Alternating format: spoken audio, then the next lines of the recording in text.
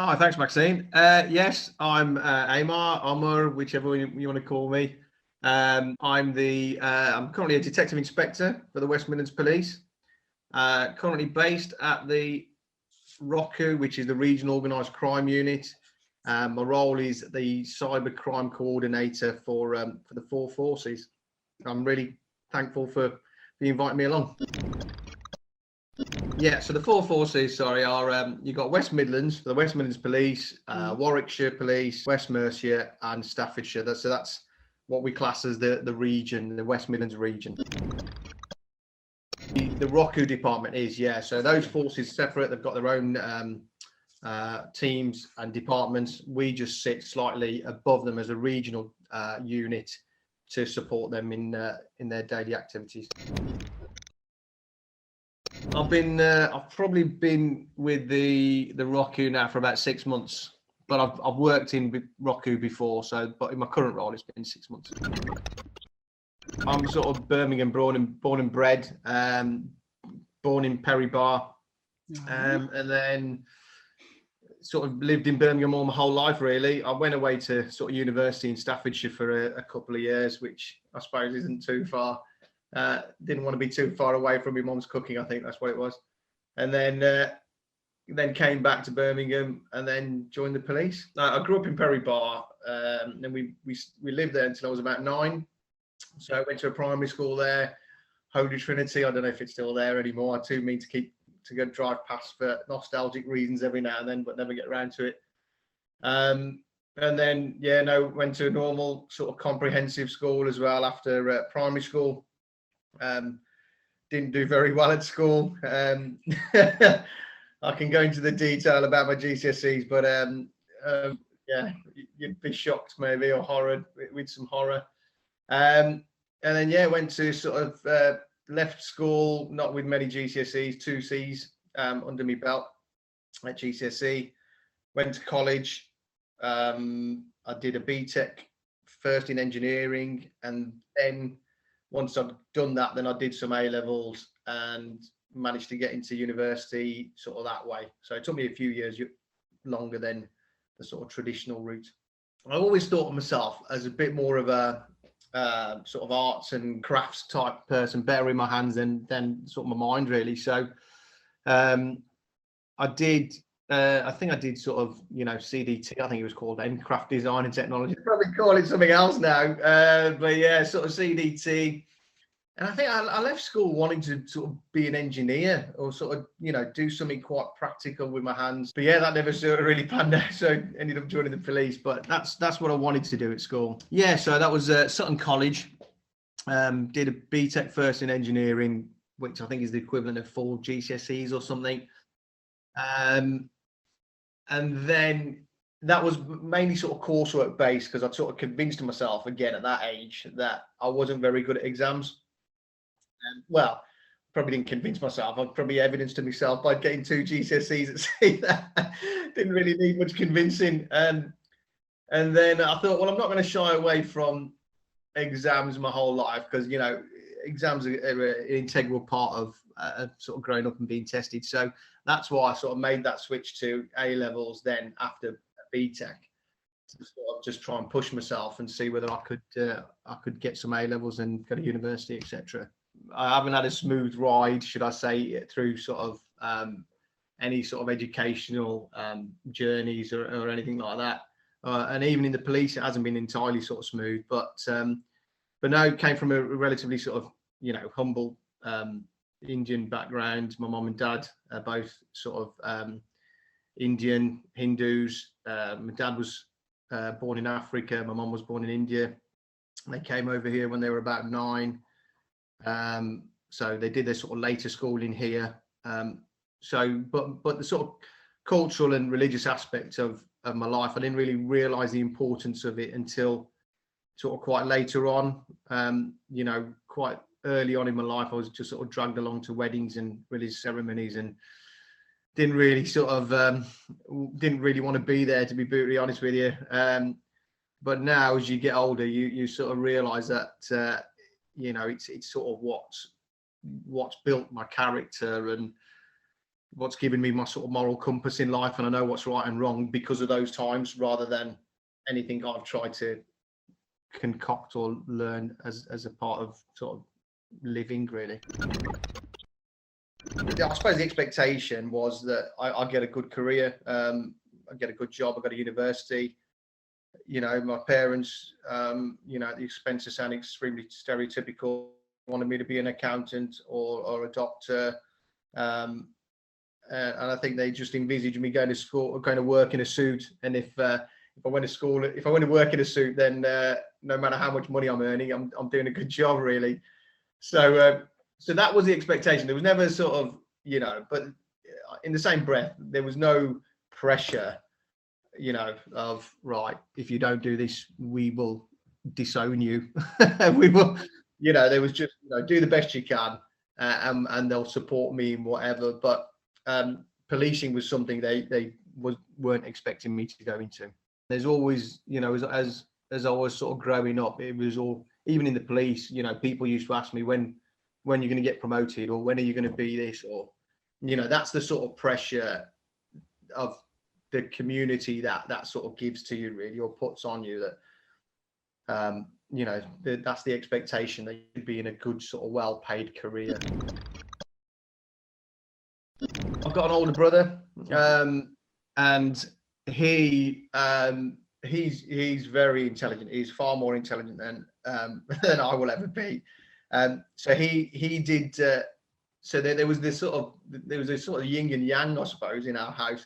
He went to grammar school. He did well at university, and he's doing really well in his career as well. You know, he was sort of did really well in his A levels, the sort of traditional sort of pathway as such. And yeah, he's doing really well. He's a sort of chief finance officer for a European sort of retail company or something now. And he's always been really supportive of me. You know, I probably put that pressure on myself, of trying to match up with his, you know, on his journey, sort of thing. But he's always been really supportive, and you know, he's always thought really highly of whatever I do, and you know, like I say, we're probably that yin and yang, where we bring the best out of each other, really. As you can imagine, the sort of close friends were sort of really supportive, and you know, sort of intrigued and wanted to know sort of what I do, why I do it, sort of thing, and were really sort of wanting to go on along with me on that sort of journey, really. And then some friends who, you'd argue, are they really friends? You know, didn't really sort of talk to me after I'd joined the police. Okay. Not that I had a bad set of friends who were up to no good, but you know, there was a sort of friends who had like negative experiences of what from, you know, policing, their own experiences, and just thought that I was letting them down in some way by joining sort of law enforcement, really. So it was absolutely by luck more than anything. But now I've really reflected on it. It was always meant to happen, as cheesy as that sounds. In that, so my mom sent me some pictures the other day of me sort of growing up, and I've always got, you know, she sent me two actually. So before, you know, one when I was about 3, and we were in a village in India, and I've got this little police outfit on with a little gun, and then one when I was about 11, again with this sort of police outfit on. So subconsciously, I don't know whether it was always in the background, and when you're sort of growing up, I mean, like I say, I grew up watching a lot of sort of Bollywood movies, and there's always a sort of, in traditional Bollywood movies, they're a bit different now, but sort of 80s, they're in the 70s, 80s, there's a bad guy and there's a good guy. The good guy's normally the police officer. The bad guy's a bad guy, and he's corrupt, and he's putting all this sort of pressure and extorting communities and stuff like that. And then the good guy always wins in the end, as per every story. So growing up, I think I saw that as and again subconsciously, it was always sitting in the background in my mind. So when I left university, I sort of was temping for the police. So again, back in the day, I paid myself through university through doing different jobs. I joined a temping agency, quite early on. So every school holiday or university holidays, I was working, and because of my background, I joined and I temped for the police. So every school holidays, university holidays, I had a job. Either that was one sort of holidays I was acting as a porter, shifting like tables and chairs from one police station to another. So it was in, because I didn't have a criminal record, or I hadn't been arrested or anything like that. That they were quite specific. The temping agency were that you can't have been arrested. So because I hadn't been arrested or anything like that, I was police cleared to work for them. So I worked for them, different jobs, and then when I left university, I always knew that I wanted to do something to help people. So my initial career or chosen career path was going to be a probation officer. And that I applied for one job. I didn't get that. I got an interview, didn't get that. And then while I was temping for the police, I was sort of working with loads of officers. And one officer said to me, why don't you think about joining the police? And I initially just thought, I would never get in. My vision of what a police officer was like wasn't me. I just left university. I was probably drinking a bit more than I should have done at that time, and I was smoking cigarettes. So I was relatively unhealthy, eating kebabs at 3 o'clock in the morning, etc. So I didn't really think it was something I'd actually achieve, to be honest with you. And then this police officer, who turned out to be quite high up in the organisation, I found out subsequently, said, I'll help you with your form.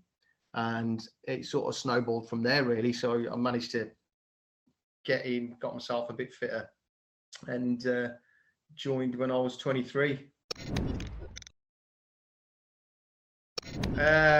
No, so that wasn't there at all when I joined. There was only sort of, I was the only sort of Indian ethnic minority individual, I think, person on the team at the time. And I remember doing a sort of search on, the contact list of police officers and seeing, right, well, I'll see how many other Patels there are, because there's a big sort of Patel community within the West Midlands. And there was only me and one other individual in the whole organisation at the time.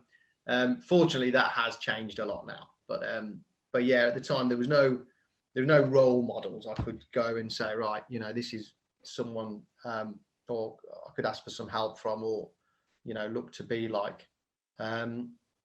So yeah, it was my sort of role models at the time, like you say, were from Indian films, unfortunately, and or fortunately, thinking, well, there's got to be, they're doing the right thing. There's got to be something right in what they're doing, and that's what I want to sort of replicate. It was really good. So I had to I got myself down the gym to try and lose that weight, and just to pass a fitness test. And it's different now to what it was when I joined, but I didn't want that to not, be a stumbling block for me not getting in. So I wanted to make sure. So I got myself down the gym, got a bit fitter. Nothing, I wasn't a trained athlete by any stretch of the imagination, but got through the fitness test. And then the training, we had a sort of 15-week course as such, Monday to Friday. You had an option to sort of residentially stay over, and for 15 weeks you pretty much get the law drilled into you. And then there was some sort of tests and stuff afterwards. I know things have changed now, but it was nice. I was 50. I was 23. There was a group of people of similar age, sort of all sort of bright-eyed, bushy-tailed, ready to sort of face the world, really. But yeah, it was a really happy time. So it's changed a bit since I joined. But when I joined, you did. There was an expectation of you doing a certain amount of time in a uniform post. And again, it was pretty much that if you've done sort of 4 years on response as a police officer answering 999 calls, that sets you in sort of good stead. So if you've done sort of that period of time on a response team answering 999 calls, especially, I worked the D1 at the time, which was, we covered Aston, Allen Rock, bit of Erdington, Nechells, Perry Bar. So the D1 at the time was a real sort of really interesting place to work. There was no two jobs, and again, it's a bit cliche, but there was no two jobs exactly the same. You never knew what you were going to get sent to next, what was going to come over that radio. And in that 4 year period, you've literally gone to every incident you could ever imagine, and you've experienced, ranging from, I don't know, people, ranging from simple sort of disputes between neighbours, where somebody's not happy because their fence is a bit slightly over into their neighbour's garden, and they start pulling out plans and showing you plans, and you're like, well, I'm not a surveyor, so I don't really know what you're trying to show me here, but stop arguing, please.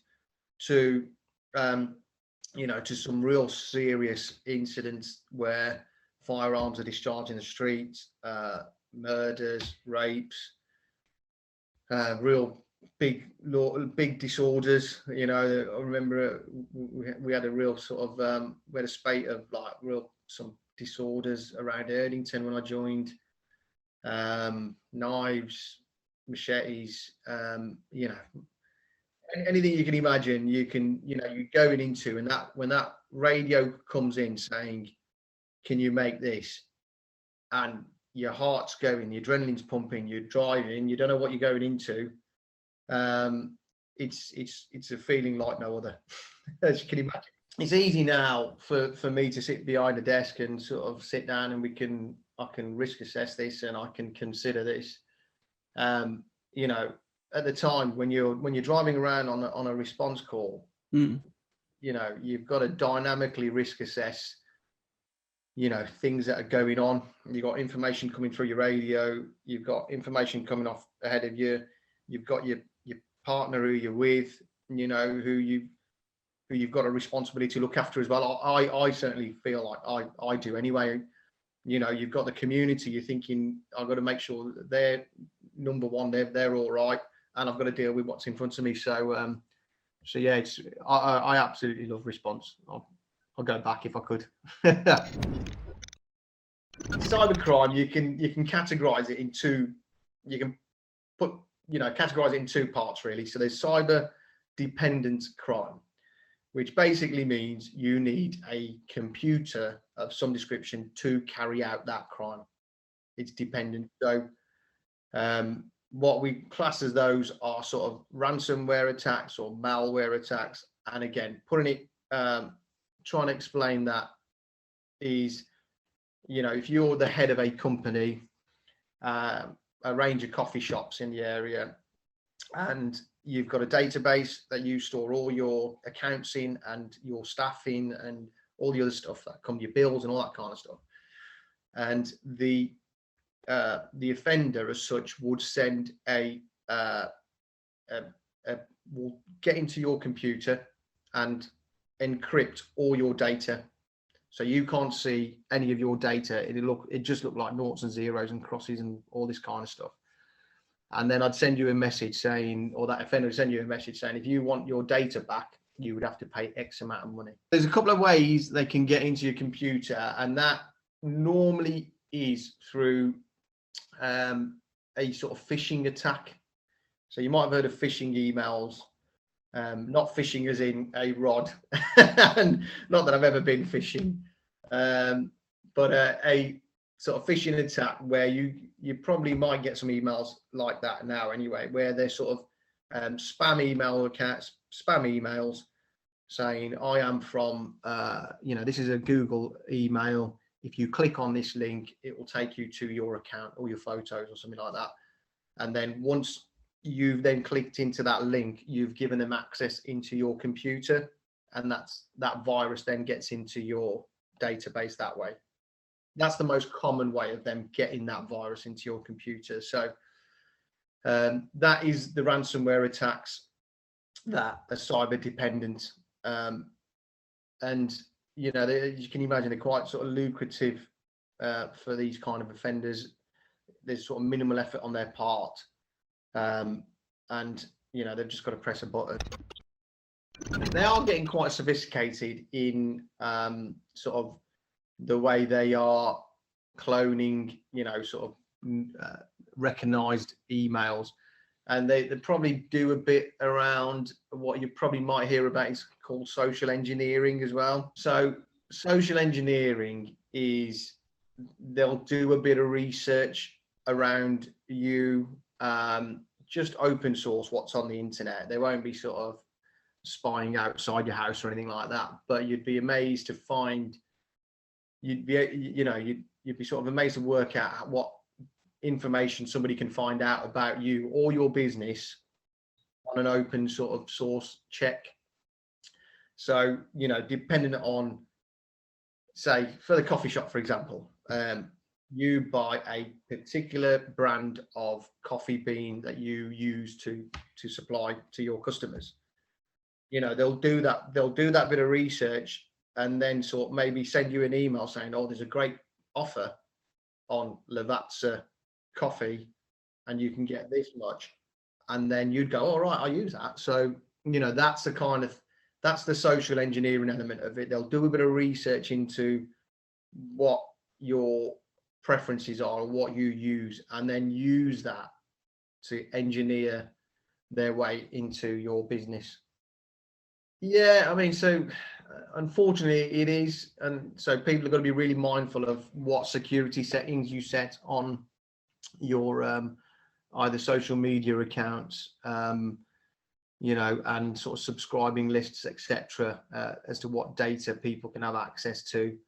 You shouldn't be overtly worried about it, because obviously working with the internet is a complete way of life now. You can't, if you're not sort of working with the internet the way you can, it's going to make your life a bit more difficult, sort of banking, etc., as well. But like I say, that with regards to banking and that, these organizations or these banks have got real high sort of cyber security measures.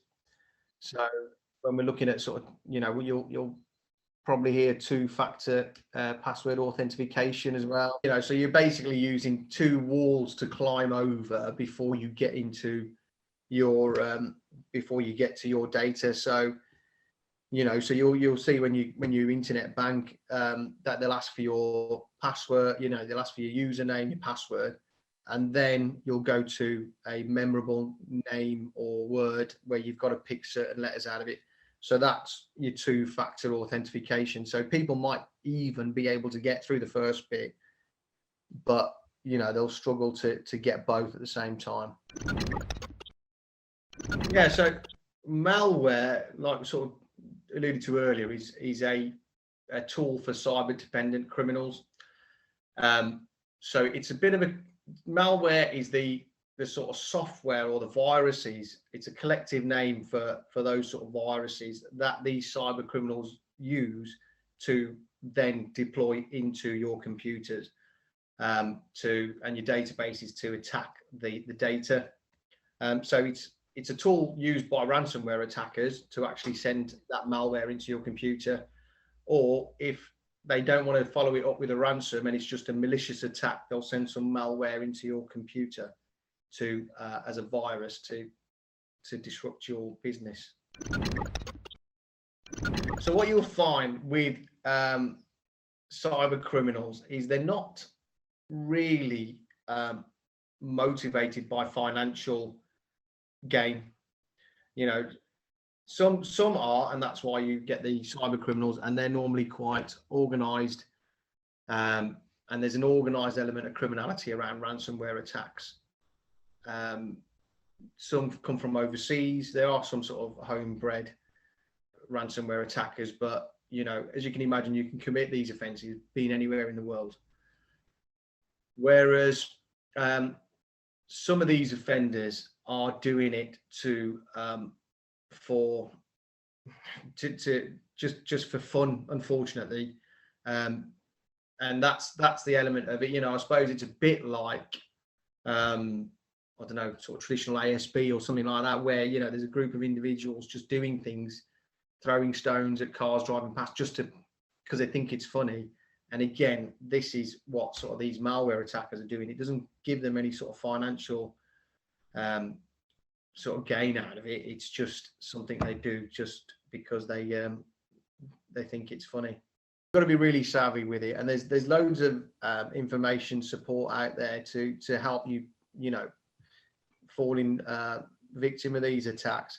A lot of people don't change their passwords that are set when, you know, you're given an internet. Not people are just quite quick to fire it up, log it in, and then, you know, they just want to start doing what they do on the internet. And, you know, you'd be amazed at how, you know, simple passwords are set, either 4 zeros or the word password.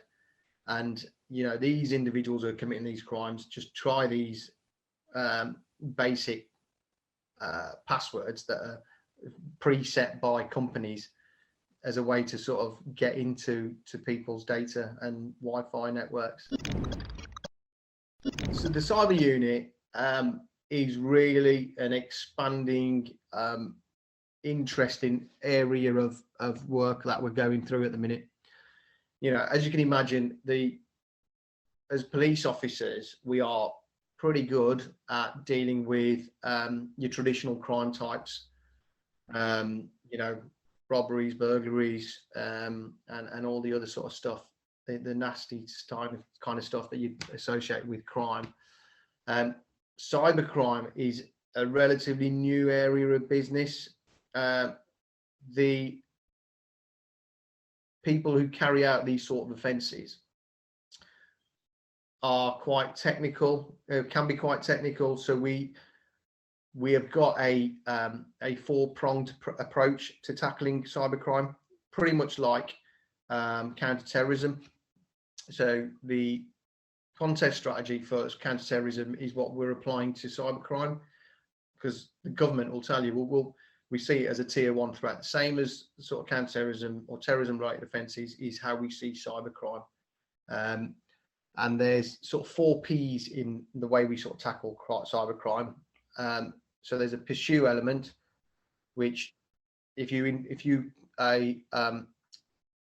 reported your ransomware attack to us, we would have an investigation plan response to that to pursue those offenders. There is a protect element where we need to ensure, a bit like what I'm, you know, the stuff we discussed around your 2-factor or password authentication. We are sending out those messages. So I've got a team of officers who just literally work around protect and making sure we push messaging out to the community to get these measures in place to protect yourself against these attacks. Yeah, so settings, how you sort of set your computer up. I've got a team of officers who go around giving advice, hold events to sort of just pass down that government advice around cyber aware that comes out to make sure you don't fall foul of these attacks. There's then the prevent strategy, which we are looking at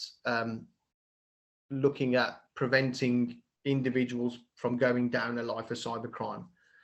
So as you can imagine, you know, the younger generation of today are very, very technically savvy. They've grown up, literally with a device of some description or an iPad in their hands. They're using them in school all the time. And, the youth nowadays are very sort of curious, and they want to, sort of get better at these things. And inadvertently, they may, or there has been on occasion where they'll sort of veer off into committing offences against the Computer Misuse Act. So, for example, if I was, a youth, and I've got my headset on playing a computer game against my friend who's, at home in his room, there's what they can call DDoSing. That is an attack. It's a denial of service attack. So your internet that you get through your Wi-Fi,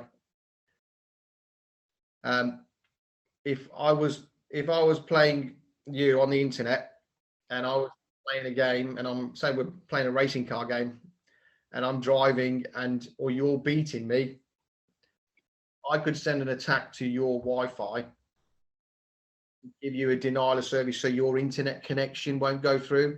So that would slow you down, and that would make me win. So, the individual carrying out that act might not think it's an offence, because you're thinking, well, I'm just playing a game with my mate, and it's pretty much like playing football in the park, and then he's just about to score and I trip him over or something, taking. But that is an offence against the Computer Misuse Act.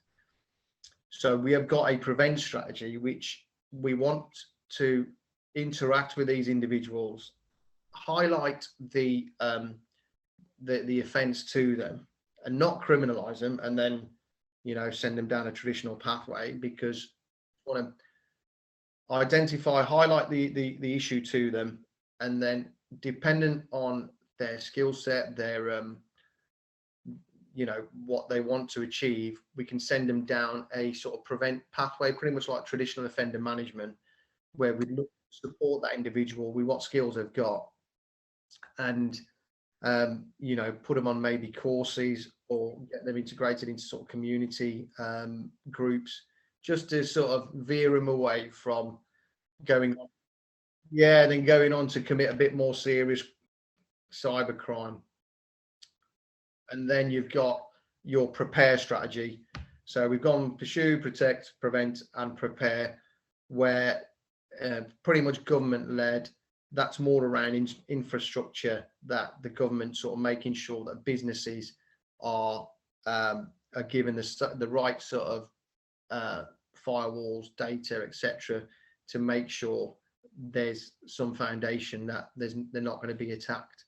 So we need to prepare for attacks, as well as protect people against it, as well as prevent them happening, and as well as pursuing people who have already done it. So that sort of strategy works really quite well in tackling sort of serious crime. So there's a few different opportunities who are coming in now, because as you can imagine, police officers are very good at dealing with sort of traditional crime. The cyber criminals are, it takes an element of knowing a level of technicality around what they do to then counter that crime. So what we have started to do, which is great, is start to employ people directly into the cybercrime fight, to join the cybercrime fight, rather than having to be a police officer and then become a detective and then join as a detective. So there are many different teams within the cybercrime department, and depending on what team you work in, we're looking at employing students or people straight from university, if need be, with sort of technical degree backgrounds. I was just on a meeting before we've come together to have a chat today.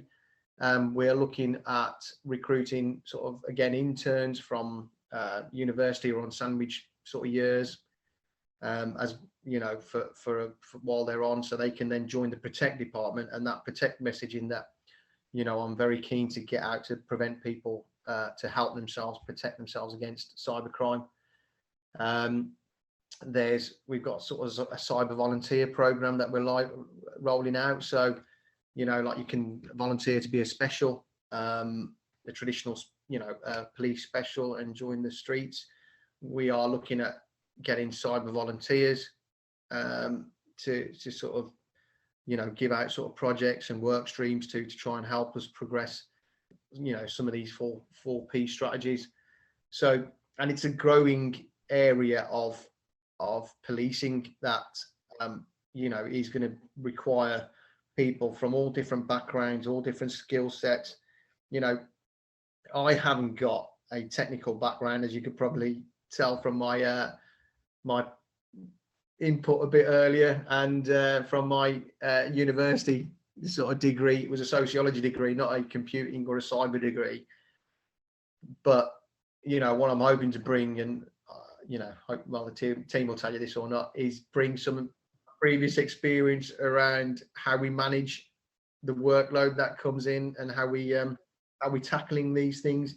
And I want, you know, I want people in the department who can, again, just not technically sort of gifted or minded around computers. I want people to be able to communicate to communities. So when they are talking about prevent or protect, so my prevent strategy, my prevent team, you know, I've employed an officer who hasn't got that much technical ability, but she's brilliant at sitting down with, you know, young people and explaining to them exactly the pitfalls of what they're doing. So, you know, I don't want people to think, oh, cyber, I need to be some IT specialist to even consider going into cybercrime. It isn't, you know, there is an element of that, and if people are gifted that way, great. You know, we'll have some of those individuals, but the cybercrime fight isn't just that. It's, like I say, the 4 Ps around prevent, protect, and prepare that do not require that element of capability, really. Yeah, so if you go on to so we'll talk if the settings and the advice and support out there is pretty. If you looked on the National Crime Agency website and also the NCSC website around what information you can get hold of to support your to support yourself, really, from falling foul of those attacks, because we've got the strategy comes from them, from us, and we deliver that messaging out. So there's cyber aware packages out there that give you sort of in simple terms, as you know, step by step, how you can sort of protect yourself against attacks.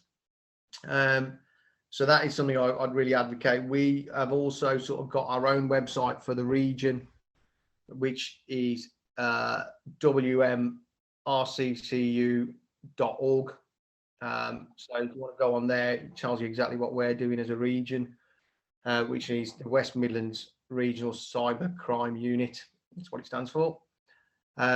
And we've got sort of podcasts. So some of my protect officers, we deliver podcasts on pertinent episodes on a weekly basis. The messaging that, you know, what I try to do is make sure that we're sending out current messaging to the community to try and prevent them from falling foul of these attacks. So romance fraud, cryptocurrency fraud. So that the other element of the cyber crime is just, so we talked about cyber dependent being the ransomware attacks, and then you've got cyber enabled crime, which is crime that you use a computer to carry out, but you can do it in a traditional way as well. Yeah, it is unfortunately it is an issue that we're sort of tackling away at the minute. And obviously these individuals are purporting to be whoever they are, targeting vulnerable individuals through the internet, and then, asking them for money which is being sent to them. So that is a cyber enabled crime. If there wasn't a computer there, or they didn't use the internet, they could commit that crime face to face, couldn't they? They could just sort of go along, meet somebody. You know what I mean? So same with sort of fraud offences. You could get somebody knocking on the door saying, "Oh, can you sign this for us?"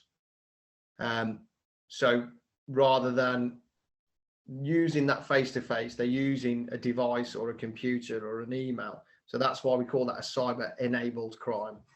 Whereas talking about cyber dependent crime, you need a computer to send that virus into for that ransomware attack.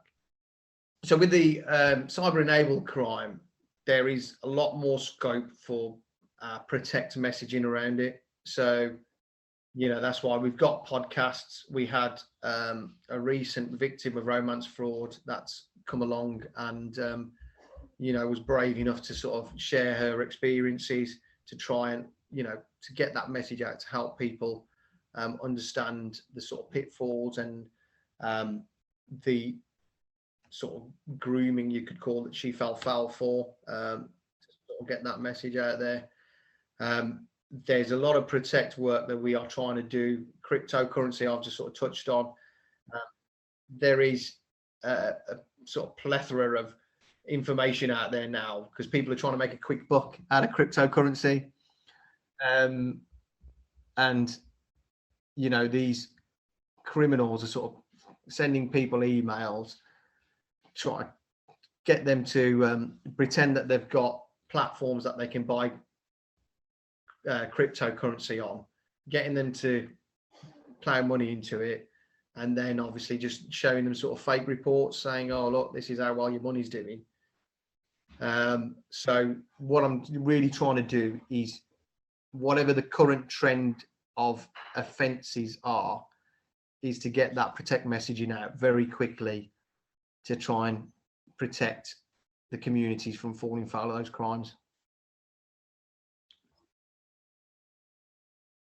Unfortunately, if you were that way inclined, you could get email mailing lists from from areas of the internet that sell these for money. Again, you don't have to. What they're very good at doing it, because it's not that much effort. So for me to send an email out to 3,000 people, I could probably do it in about 2 minutes. Well, probably take me a bit longer, but somebody who knew what they were doing could do it in about 3 minutes. And then you just sit back, or that individual just sits back then, and even if 10 people at that 3,000 reply and start thinking, "All right, I'll give 100 quid, 200 quid," that can very quickly multiply into with. So that's something we sort of, like I say, we sort of really keen on making sure that if there's a current trend that we see happening with the data of crime, so all offences of that nature, or cyber enabled crime, cyber dependent crime, should be reported to Action Fraud through their. So again, you should go on the website. So if you fall foul of an attack of any description, like I say, cyber enabled or cyber dependent, then what you probably would do is you'll find the police. The police should then say to you, right, if it's a fraud offence, what the government are very keen to do is to make sure there's that one channel of single point of entry of all those offences coming in. Because me falling foul of a cryptocurrency offence could be the same as somebody in Yorkshire, Cornwall, Norfolk, wherever. And what we're quite keen to do then is, once that data's come in all in one place, it then gets assessed, and then those crimes, depending on where you are a victim of crime, then gets passed to the regions. So on a weekly basis, my teams get offences that have taken place in their region, and teams within those forces, the 4 forces that I mentioned at the start, that investigate those offences. And then at least then we've got a single point of entry at the action fraud where we can go, there's a pattern of this certain crime type. And then if necessary, that crime type will be pushed onto a sort of a team more fit to tackle that criminality.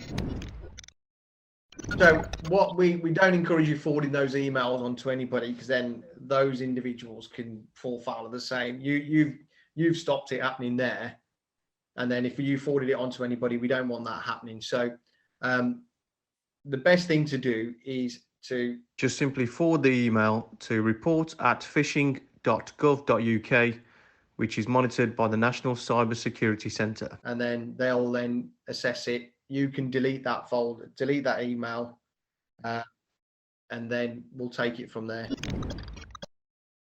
Sorry, yeah, so that's a slightly different, it doesn't come under cyber. It's still an offence, and that comes under the sort of economic crime unit banner. So your sort of traditional fraud offences is where we're looking at sort of the team that looks at tackling those offences, because I get those reports as well. And again, if you report them all through Action Fraud, they are, you know, the one-stop place where we want all these offences recorded, and then they get disseminated out to the relevant teams to deal with, and those offences would go to the economic crime units that sit again within the ROCUs, so the Regional Organised Crime Unit. So from a sort of personal perspective, if anybody's watching is thinking about a career in either cybercrime or policing, you know, I can genuinely say it's the best thing I've ever done, and I'm not being paid to say that by the Chief Constable of the West Midlands Police. You know, the satisfaction I get when I go, you know, when I sleep at night, to say I am actually taking the fight to criminals in a cyber environment now. When I was on that response team, when I've been on sort of proactive teams, you know, I literally go to sleep every night thinking I've done something valuable. And that feeling, like I say, you get when you turn up at an incident and there's chaos all around you, and no matter what people think of the police, and I know there's people who aren't really supportive of what we do, when people call us and you need the police to be there, and I've been there as well, when I've been a bystander and I've tried to help out, and I've called the police while they're coming, although I'm already there but need some support. That sense of relief when, you know, the police are there, you think, oh, everything's going to be all right now, no matter what you think about them. You just think, and that I just genuinely, I'm probably not going to sort of articulate this really well, but that sense of making people feel that everything's going to be all right now, because you are part of the solution, is an amazing feeling. Absolutely, you know, and I go to bed, like I say, every night thankful that, you know, I'm doing what I'm doing. So that's, I suppose, one thing with regards to sort of the police, and if anybody's thinking about joining. I've had such a varied career as well around sort of all the different departments and stuff. There's lots of opportunities around where you can go. So for the last 20 years, I haven't stayed in one role more than, like I say, apart from response for the first 4 years. Every year after that, I've literally gone on to do a different role in the police, because it's that vast. You know, there's no other career like it, you know, so there's definitely that.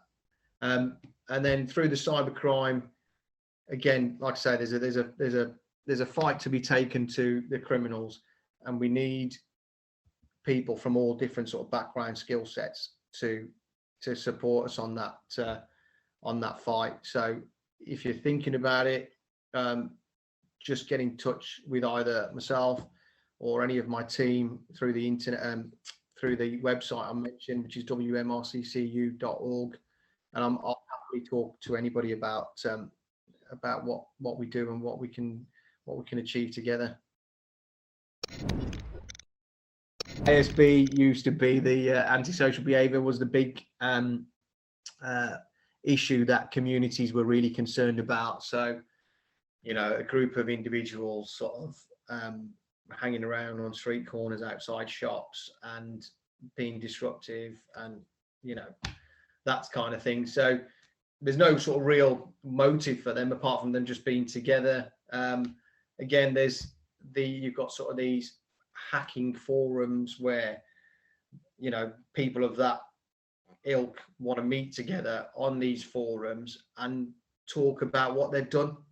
So there's that kudos element as well. So it's the fun element, and it's the let me show my mates or my other friends in the hacking community what I've done to get them up the rankings of the hacking community. So it's it's a difficult one to target, because you're trying to focus on what their motive is. Once you know what somebody's motive is for a crime, you can then look to prevent it. So in its sort of crudest sense, it's not real money. It's not real tangible money. It's not like money you can touch.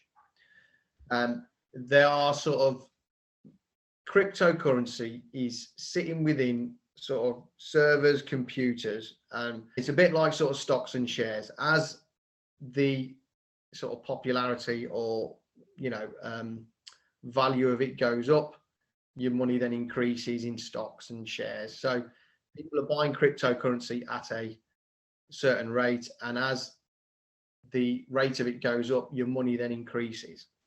You can't see it, no. It is, but if you went to buy some cryptocurrency, there are platforms out there that you can buy cryptocurrency from legitimately, you know, but you'd never be able to go to the bank and get some cryptocurrency out. It is just sitting in your bank. And what the future holds is, and that's where the sort of uncertainty is. You know, people are thinking this is the future. You know, we're having sort of you know, driverless cars. We're having all these kind of technological advances. So we're not going to need physical money in the future. So Bitcoin is just one of a number of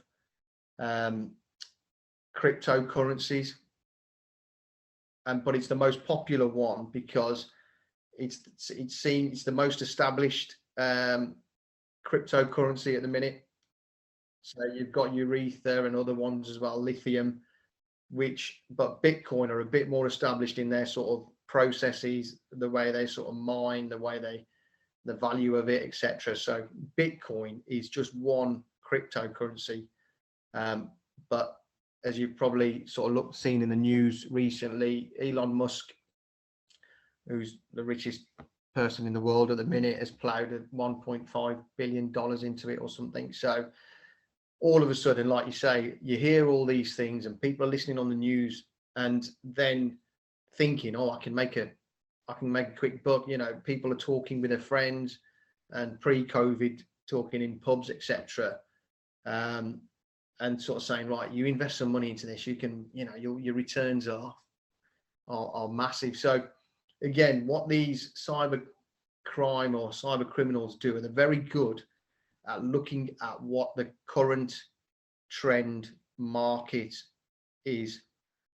So what they'll try then to do is, oh, you know, cryptocurrencies in the news. What we'll do is we'll target people, because we know people are vulnerable. People want to make money very quickly. So we'll send them out, you know, on these types of emails and see how many people say click onto the link and then start sending us money.